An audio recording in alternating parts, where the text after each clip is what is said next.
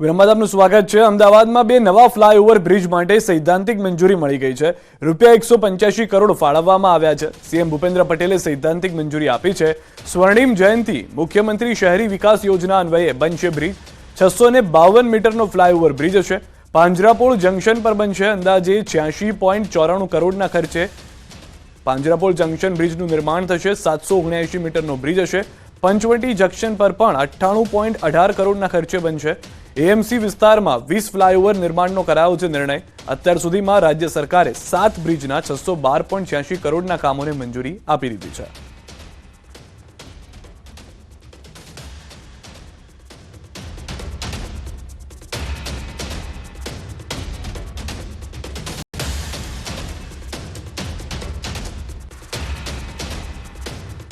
અને હવે વાત કરીએ વાળીનાથના શિવધામની।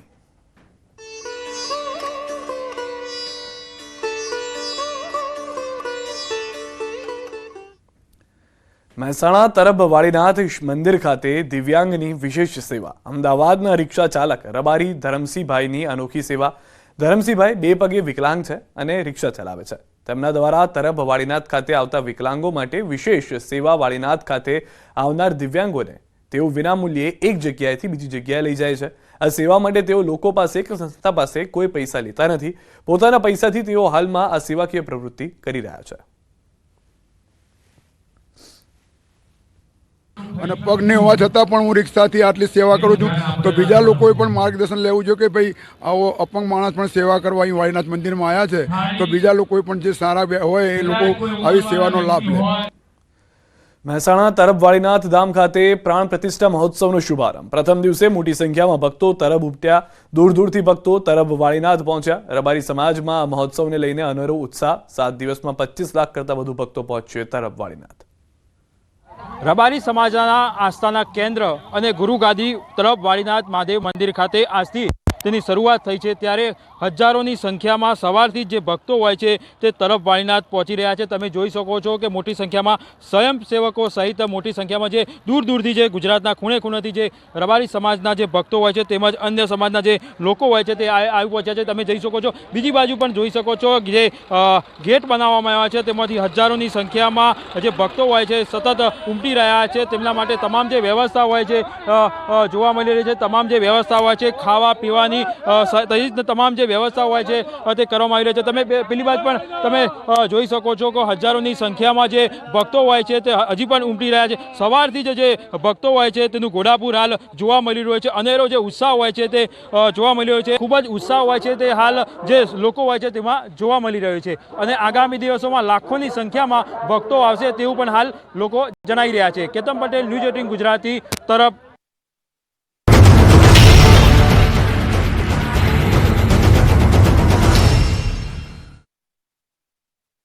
लूबी पंप्स, फ्लो नहीं फोर्स।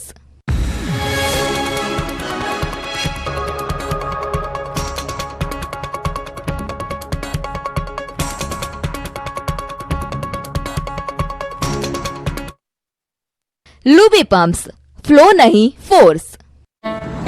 14 નો ભોગ લેનારી બોટને ફરી પાણીમાં ઉતારી।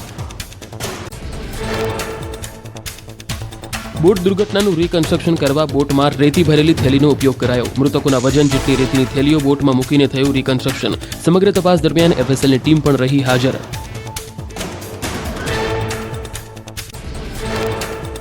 હરણી બોટ દુર્ઘટનાના વધુ 3 જવાબદારો પકડાયા। 4 ફરાર થયેલા આરોપીઓમાંથી વત્સલ શાહ, નૂતન શાહ અને વૈશાખી શાહની ધરપકડ। નૂતન શાહની તબિયત બગડતા વડોદરા આવ્યા હતા આરોપી। પોલીસે વોચ ગોઠવી ત્રણેયને ઝડપી લીધા। બોટની ક્ષમતા ચકાસવા બોયાન્સી ટેસ્ટ કરાયો। પરેશાનની પત્ની અને સંતાનો કોટિયા પ્રોજેક્ટમાં હતા 20% ભાગીદાર। સમગ્ર કેસની કાર્યવાહી મુદ્દે ડીસીપી પન્ના મોમાયાએ આપ્યું નિવેદન। વડોદરાના હરણી કાંડ બાદ અમદાવાદ જિલ્લા શિક્ષણ અધિકારી સતર્ક। પ્રવાસ માટેના 14 નિયમો વધારી 27 કરાયા। શાળાઓ તરફથી તમામ નિયમોનું ચુસ્તપણે પાલન કરવા આદેશ। રાજ્યસભા માટે ભાજપના 4 ઉમેદવારોએ ભર્યા ફોર્મ। મયંક નાયક, ગોવિંદ ધોળકિયાએ ભર્યા form. JP Nadda, doctor Jashwantsinh પરમારે પણ નોંધાવી ઉમેદવારી। સીએમ અને સીઆર પાટીલની ઉપસ્થિતિમાં ભરાયું ફોર્મ। ગુજરાતમાં આમ આદમી પાર્ટીએ 2 ઉમેદવારોની કરી જાહેરાત। ભાવનગર બેઠકથી ઉમેશ મકવાણા અને ભરૂચ બેઠક પરથી ચેતર વસાવાની જાહેરાત। આપ નેતા સંદીપ પાઠકે ચેતર વસાવાને કહ્યા મજબૂત ઉમેદવાર। ગુજરાત જિલ્લા અને શહેર કોંગ્રેસ પ્રમુખની નિમણૂક 13 જિલ્લા અને શહેર માટે કરાઈ નિમણૂક. રાજેશ ગોહિલ ઓબીસી સેલના પ્રદેશ અધ્યક્ષ, મનોજ કથિરિયાની જૂનાગઢ જિલ્લા પ્રમુખ તરીકે નિમણૂક. મનોજ જોશી બન્યા જૂનાગઢ શહેર કોંગ્રેસ પ્રમુખ. નૌશાદ સોલંકીની સુરેન્દ્રનગર જિલ્લા કોંગ્રેસ પ્રમુખ તરીકે નિમણૂક થઈ. હસમુખ ચૌધરી બન્યા મહેસાણાના જિલ્લા પ્રમુખ. અમરસિંહ સોલંકીની અમદાવાદ જિલ્લા કોંગ્રેસ પ્રમુખ તરીકે નિમણૂક થઈ. કોંગ્રેસે ગુજરાતમાં 13 જિલ્લાના પ્રમુખ કર્યા જાહેર. કિશોર ચીખલિયા બન્યા મોરબી જિલ્લાના કોંગ્રેસના નવા સુકાની. મોરબી કોંગ્રેસના પ્રમુખ તરીકે કિશોર ચીખલિયાની નિમણૂક કરાઈ. લોકસભા ચૂંટણી પહેલા સાબરકાંઠા જિલ્લા કોંગ્રેસના સુકાની બદલાયા. જિલ્લા કોંગ્રેસ સમિતિના પ્રમુખ તરીકે અશોક પટેલની નિમણૂક કરાઈ. લાંબા સમયથી કોંગ્રેસ કાર્યકર્તા રહ્યા છે અશોક પટેલ. જૂનાગઢ મહાનગરપાલિકાનું બજેટ બહુમતીથી મંજૂર. વર્ષ 2024-25નું ₹937 કરોડનું બજેટ મંજૂર કરાયું. વિલિંગ્ડન ડેમ, વાઘેશ્વરી તળાવનો વિકાસ કરાશે. ઈવી ખરીદનારને વ્હીકલ ટેક્સમાં અપાશે રાહત. સોમનાથ સંસ્કૃત યુનિવર્સિટીમાં પ્રાકૃતિક કૃષિ પ્રદર્શનનું કરવામાં આવ્યું આયોજન. રાજ્યપાલ આચાર્ય દેવવ્રતે લીધી યુનિવર્સિટીની મુલાકાત. ખેડૂતોને પ્રાકૃતિક ખેતી કરી રાસાયણિક ખાતરોથી જમીનને બચાવવાની આપી સલાહ. પાટણના સાંતલપુરમાં ખેડૂતો જાતે કેનાલ સાફ કરવા મજબૂર. કેનાલમાં સફાઈ ન થતી હોવાથી ખેડૂતોને હાલાકી. કેનાલમાં ગંદકીના કારણે ખેડૂતોને નથી મળી રહ્યું સિંચાઈનું પાણી. અનેક રજૂઆત છતાં તંત્રએ આ ખાડા કાન કરતા ખેડૂતોએ જાતે જ કરી કેનાલની સફાઈ.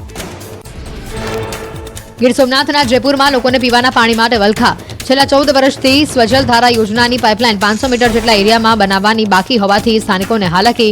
મહિલાઓ વાડીમાં પાણી ભરવા જવા મજબૂર. તંત્રના પાપે અડધી રાત સુધી પાણી માટે લાગી છે મહિલાઓની લાઈન. અધિકારીઓને વારંવાર રજૂઆત કર્યા બાદ પણ તંત્રના આ ખાડા કાન. ગામના લોકોએ ઉનાળામાં પણ પીવાનું પાણી ન આવતું હોવાનો કર્યો દાવો. પાટણ શહેરમાં બાકી વેરા ધારકો સામે પાલિકાએ કરી લાલાખ. સરદાર કોમ્પ્લેક્સમાં આવેલ આઈબીપી પેટ્રોલ પંપ તંત્રએ સીલ કર્યો. છેલ્લા 3 વર્ષનો 3,24,461 લાખનો બાકી વેરો ન ભરતા તંત્રની કાર્યવાહી. સુરત જિલ્લાના આસ્થા ગામે એક્સપ્રેસ હાઈવેને લઈ ગ્રામજનોએ હલ્લાબોલ કર્યો. પાણીનો ભરાવો અને વાહન ચાલકોને અવરજવરમાં પડતી મુશ્કેલીને લઈ હાઈવેની કામગીરી બંધ કરાવવા વિરોધ કર્યો. લાંબા સમયથી આસ્થા ગામના રહીશો કરી રહ્યા છે વિરોધ. રહીશો અને ખેડૂતોએ અહીં સર્વિસ રોડ તેમજ પાણી નિકાલની વ્યવસ્થા કરવાની માંગ કરી. રાજકોટના માધાપર સર્કલ નજીક સત્યમ શિવમ સુંદરમ વિસ્તારમાં પાણીની સમસ્યા. મનપાની હદમાં ભળ્યાના 3 વર્ષ છતાં પણ નથી આવી પાણીની લાઈન. સમગ્ર વિસ્તારમાં ટેન્કર દ્વારા અપાય છે પાણી. 2 દિવસે એકવાર ટેન્કર આવતા લોકોને ભારે હાલાકી. નળની લાઈન આપવા માટે સ્થાનિકોની ઉગ્ર રજૂઆત. રાજકોટમાં ઉનાળા પહેલા જ પાણીની પારાયણ શરૂ. સત્યમ શિવમ સુંદરમ સોસાયટીની મહિલાઓમાં પાણીને લઈને ભારે રોષ. એક આંતરા માત્ર 7 મિનિટ માટે પાણી આવતું હોવાનો આક્ષેપ. 25 ડોલ પાણીમાં 2 દિવસ કાઢવા પડે છે.